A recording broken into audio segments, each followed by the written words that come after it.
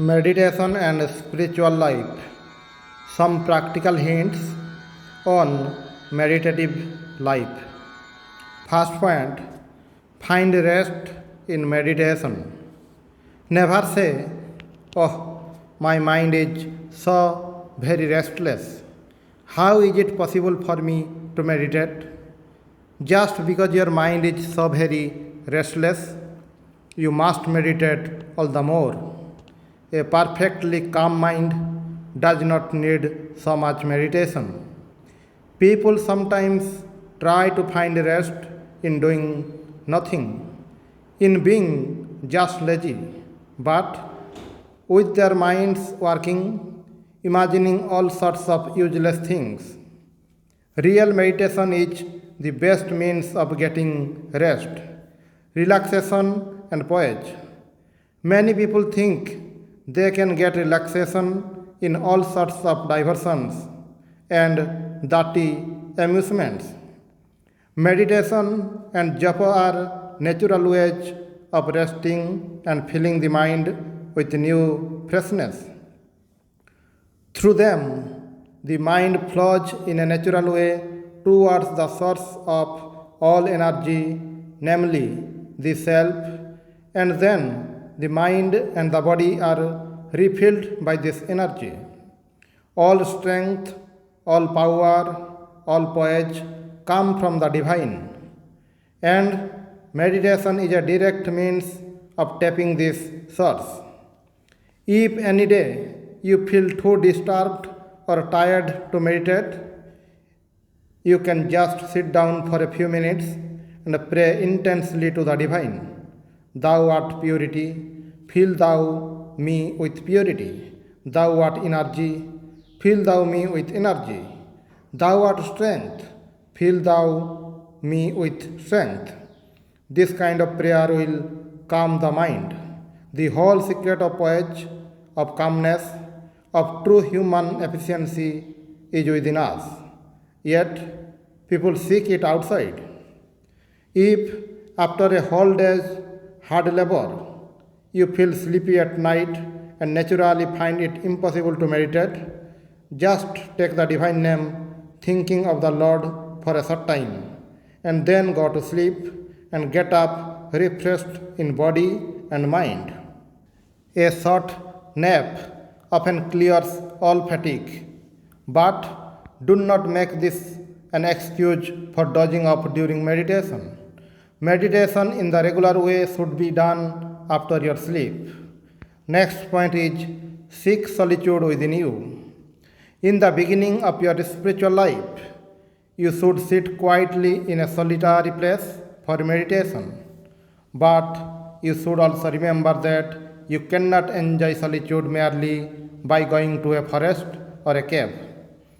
External solitude can help you only if you are able to remain calm internally also. Real silence is the silence of the mind. It is stilling the mind and freeing it from all unwelcome thoughts. First, attend the thought of the divine, and then try to eliminate all other thoughts that cannot be directly connected with the divine thought. Mere external solitude will not make one forget the world, and that alone is real solitude, which makes one forget the world, and that alone is real solitude in which one merges oneself in Brahman. When you sit for meditation, erase all ideas of the world in your mind and think of the Lord alone. Our next point is follow a definite routine. Everything must be clear and definite in spiritual life. The first thing to be done by every aspirant is to fix a definite routine and stick to it at all costs. Some people are afraid that such a rigid regimen will make their life mechanical. That is not true. The beginner especially cannot afford to do without a definite routine. That is the only way to discipline a wayward will. We should plan our waking hours, how to discharge our daily duties, what to do with the spare time, what thoughts we should have, etc. The life of a spiritual aspirant must be conscious and alert. Minimize your unconscious thinking and activities. Be more and more wide awake. Habits are to be formed and strengthened. Then spiritual life becomes easier and loses much of its initial strain. Strictly preserve your fixed hours. Then meditation becomes possible even when the mind is very restless. There should be perfect regularity in the hours of your spiritual practice, because only thus does the mind grow accustomed to it. And under all circumstances, a certain minimum is to be kept up regarding one's daily japa and meditation. Do not breakfast in the morning until you have finished a fixed minimum of japa. The duration of spiritual practice should be slowly and steadily increased in the case of a beginner.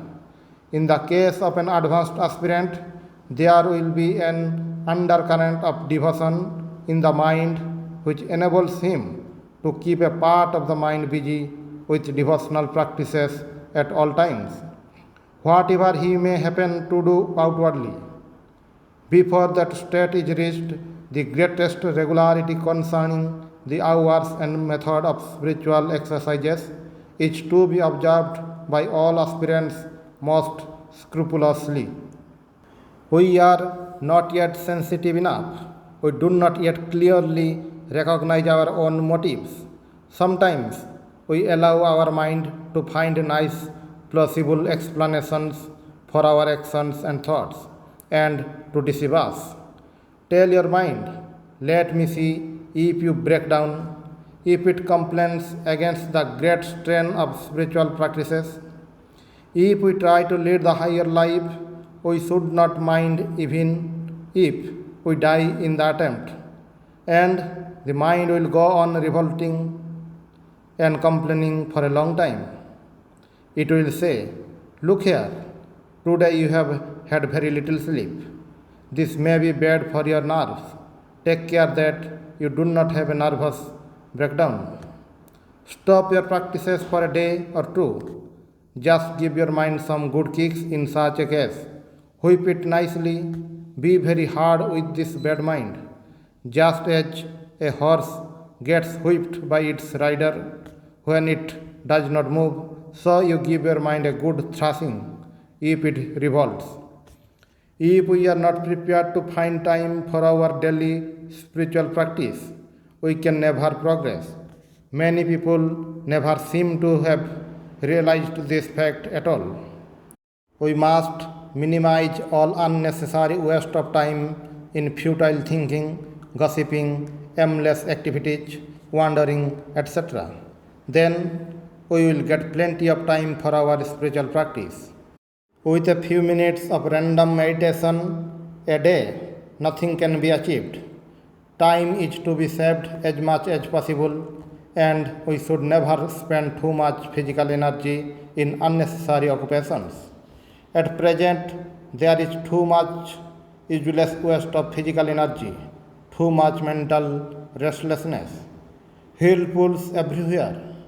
Break the whirlpools if you want to find the right mood for intense spiritual practice. Next point is improve the quality of your meditation. Learn to intensify your meditation. Pay more attention to quality than to quantity. For people who are very busy, there is no other way. Whatever time you set apart for meditation should be properly utilized. Increase your power of concentration. In the same way, you must increase the quality of your studies. When you read a book, do it with concentration and a definite purpose. Absent-mindedness during meditation is not only a sheer waste of time, it is a sheer sign of lack of spiritual fervor.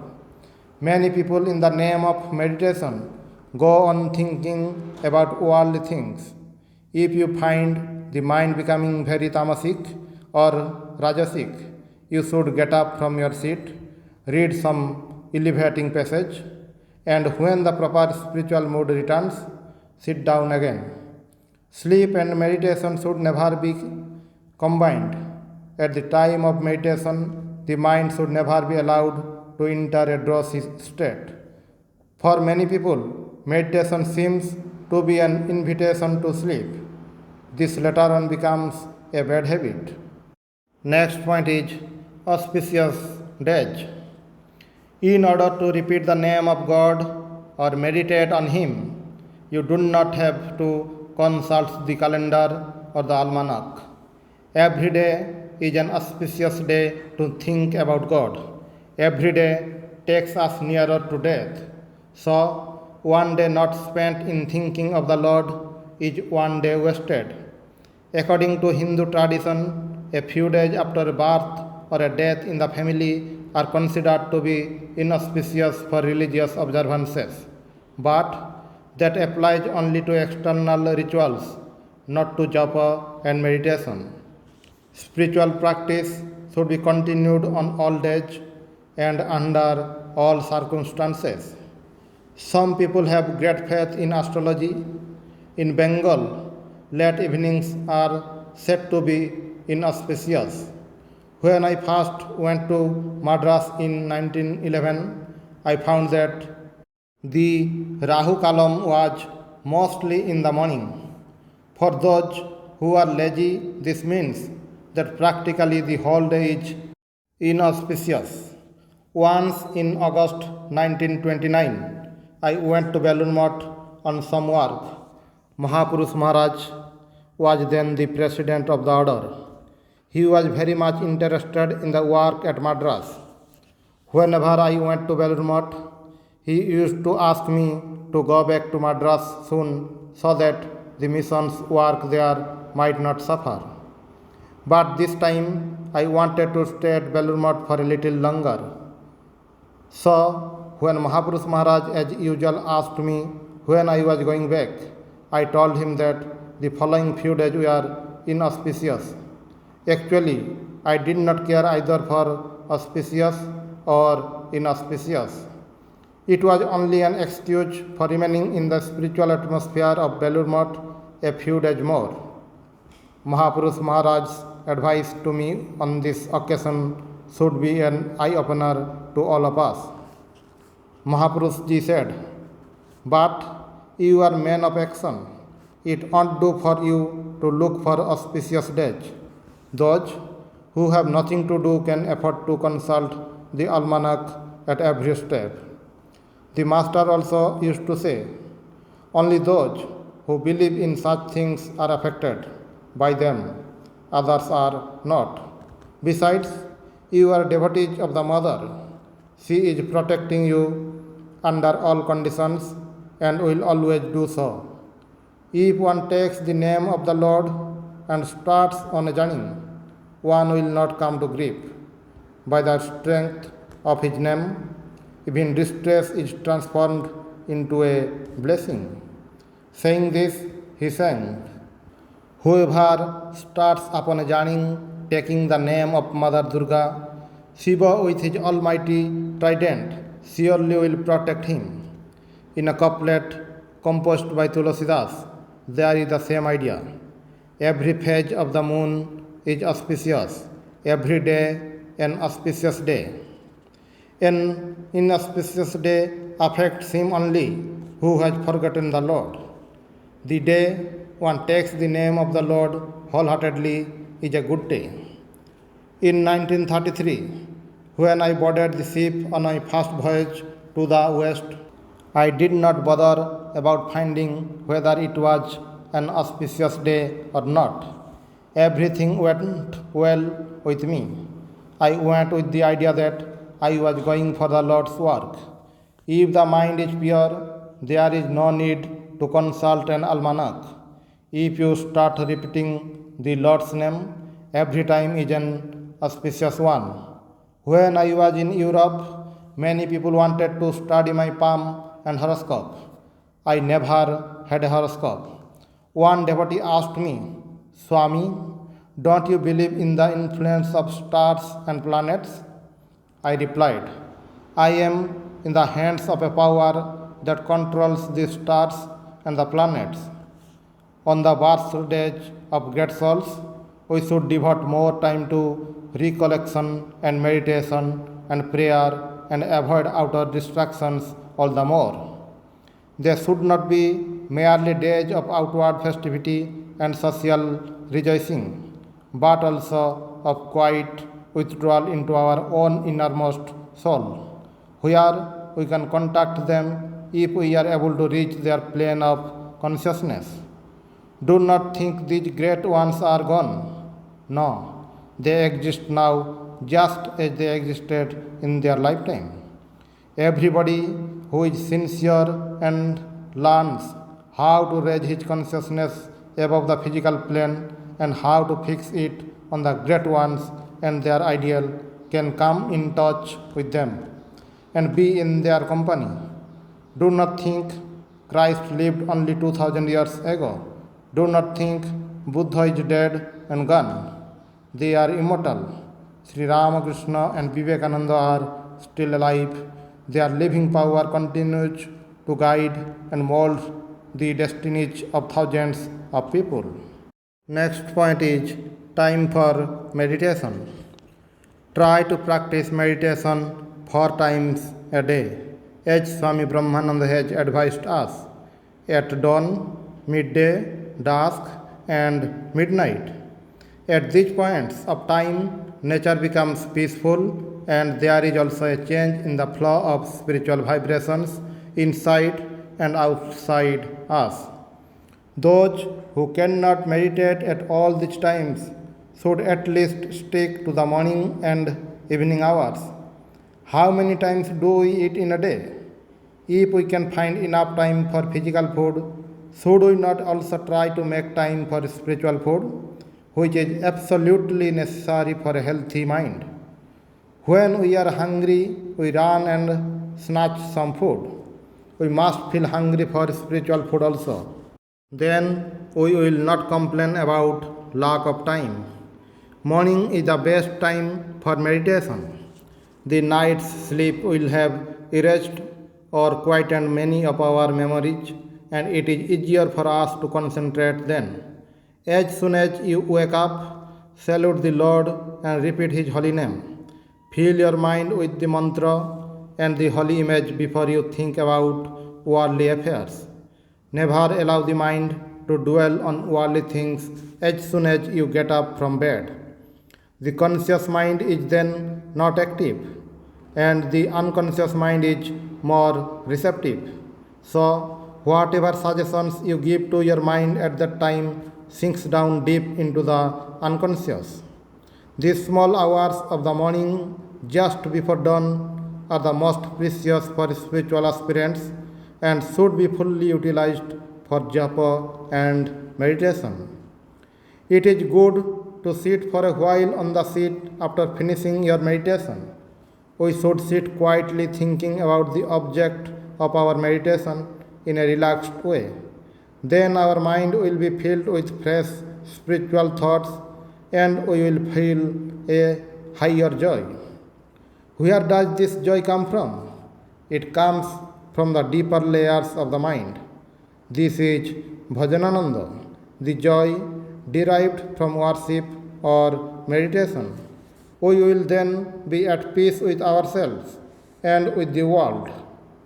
We may then recite some prayers and hymns along similar lines in order to intensify and stabilize the meditative mood and inner joy. Even after leaving the seat, we should not immediately talk with anyone, but should rather be contemplative and remain self-possessed. Practice like this fosters a continuous undercurrent of meditation, helping us to keep our mind on a high level.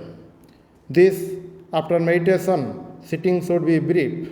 If you meditate for 15 minutes, should you go on sitting there for 3/4 of an hour? If you meditate for an hour or an hour and a half, you may continue to sit for another 15 minutes or so to protect your spiritual mood from a sudden invasion of worldly thoughts. That is what Swami Brahmananda advised us to do. Next point is instructions regarding sleep. 5 to 6 hours sleep is enough for the spiritual aspirant. 8 hours are generally too much. Sleep as such is not so much necessary as the conscious minimizing of our nervous and mental tensions at all times of the day. In order to be able to meditate, we should be able to relax. We should first learn how to decrease the tension of our nerves. Very nervous people can never meditate. After that, we should control our sentiments and feelings, even if they be good and pure or elevating. By developing the spirit of self-surrender, we should be able to make the mind passive, attuned to the infinite, and thereby minimize all anxiety and our terrible nervous and mental tensions. If we are able to do this, we will feel a sort of peace even long before being really able to meditate. We should make it a point to relax as much as possible before attempting meditation. We should have a short break after lunch, say at 2 o'clock or so. Even a short cat nap refreshes the mind greatly. This is very useful, but very difficult for many people to practice. For many, it is difficult to have just a little break in the hectic and feverish activities of their mind and feel it again with the holy image and the harmonizing vibrations of the holy sound. We should also make it a point never to read anything worldly, novels, fiction, or stories before going to bed or before falling asleep. At that time, we ought to have some holy thought and some holy sound to dwell on. Think that you are going to sleep in the lap of God, or your soul, like a point of light, is getting immersed in the ocean of divine light, or some such idea. The divine should fill our whole mind before we fall asleep. If we permit ourselves to read something worldly, this goes on working in our unconscious mind during the hours of our sleep and will produce very bad effects. In the evening, we should be very careful about what we allow our mind to busy itself with. There should be a concentrated and peaceful dwelling on the divine, either the divine form or the divine name or both, which is the most efficacious way. Only thus can we gradually succeed in transforming the contents of our subconscious mind. It is very harmful to read worldly books before falling asleep, but we generally do not realize the extent of the harm we do to ourselves by being careless in this respect. The workings of the unconscious mind during the time of our sleep are very important and should not be lost sight of. If you find it difficult to remember the Lord as soon as you wake up in the morning and also before you go to bed, keep a picture of Him nearby and make it a point to look at it when you switch off your light and again when you wake up in the morning. If you practice this habit of looking at His picture, you will soon find it difficult to go to bed or wake up without thinking about Him. There is one more point which should be mentioned. If you wake up at night, at once begin doing your japa in a quiet, peaceful way without any unnecessary strain.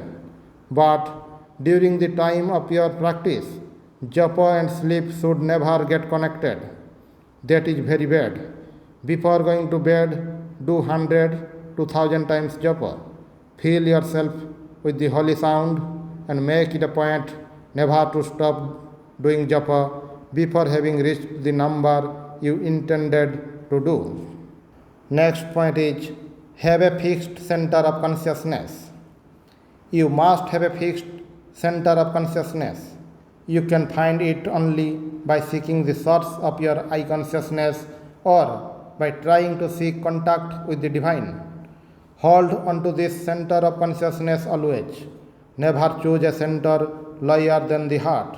Never try to concentrate the mind on the lower centers, even though some tantric books prescribe it.